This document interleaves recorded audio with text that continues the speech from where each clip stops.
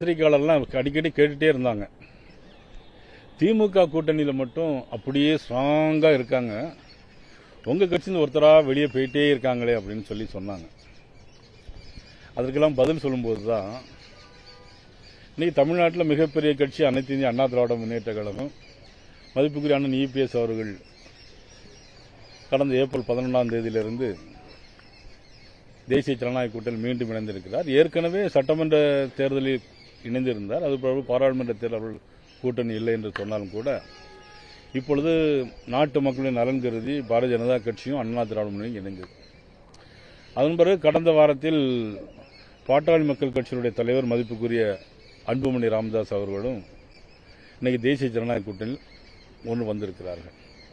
ஏற்கனவே எங்களுடைய புதிய நீதி கட்சி தலைவர் அண்ணன் ஏசி சண்முகம் அவர்கள் மற்றும் ஐஜேகே கட்சியினுடைய தலைவர் மதிப்புக்குரிய பாரிவேந்தர் அவர்கள் ஏற்கனவே எங்களுடைய கட்சியில் இருக்கிறார்கள். பிறகு நமது தமிழக முன்னேற்ற கழகம் மதிப்புக்குரிய ஜான் பாண்டியன் அவர்களும் கூட்டணியில் இருக்கிறார்கள். ஆக இப்பொழுது எங்களுடைய கூட்டணி நாளுக்கு நாள் இறுகிக் கொண்டே இருக்கிறது, மக்களின் நன்மை கருதி பெருகிக் கொண்டே இருக்கிறது. இன்னும் சில கட்சிகள் வந்து சேரும். அதன் பிறகு நிச்சயமாக வருகிற சட்டமன்ற பொதுத் தேர்தலில் ஏப்ரல் மாதம் நடைபெறுகிற சட்டமன்ற பொதுத் தேர்தலில் நிச்சயமாக தேசிய ஜனநாயக கூட்டணி வெற்றி பெற்று பெரும்பான்மையான முறையில் ஆட்சி அமைக்கும். சசிகலா அவர்கள் ஒரு கூட்டம் நடத்தியிருக்காங்க. அவங்க யூபிஎஸ் அவர்கள் ஏற்கனவே சசிகலா உள்ளார அனுமதிக்க முடியாதுன்னு சொல்லிட்டு அதே நிலையில் அவர்கள் கூட்டத்தில் என்ன முடிவு பண்ணியிருக்காங்கன்ற ஒரு தகவல் வந்திருக்கு. அதாவது என்டிஏ கூட்டணிக்கு தமிழ்நாடு தேர்தலில் என்டிஏ கூட்டணிக்கு அவர்கள் ஆதரவு தரதா அவங்க முடிவு பண்ணியிருக்காங்க.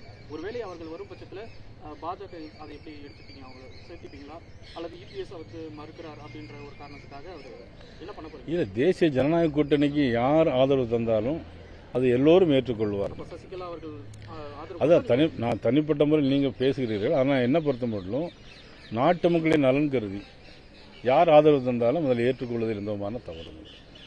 பிரதமர் இப்போ வராரு, அதுக்கான எப்படி போயிட்டு இருக்கு வேலைகள், அதுக்கான ஏற்பாடுகள் மதிப்புக்குரிய பாரத நரேந்திர மோடி அவர்கள் தமிழகத்தில் எத்தனை முறை வந்தாலும் இந்த முறை வருவது என்பது மிக மிக ஒரு வித்தியாசமான ஒரு சூழ்நிலை.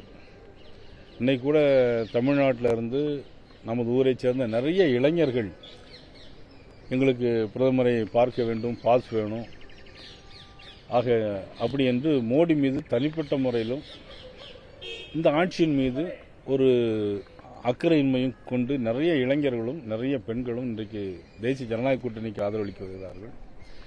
கிட்டத்தட்ட ஒரு 5 லட்சம் பேர்களுக்கு மேலாக அந்த கூடுவார்கள் என்று நாங்கள் எதிர்பார்க்கிறோம். மதுராந்தகம் பகுதியில் அண்ணா திராவிட முன்னேற்ற கழகம் பாரதிய ஜனதா கட்சி இணைந்தே எல்லா நிகழ்ச்சிகளும் எல்லா ஏற்பாடுகளும் செய்கிறார்கள். ஆக நிச்சயமுறையில் மிகப்பெரிய ஒரு வெற்றியை கொடுக்கும் என்பதை நாங்கள் இந்த நேரத்தில் தெரிவித்துள்ளோம்.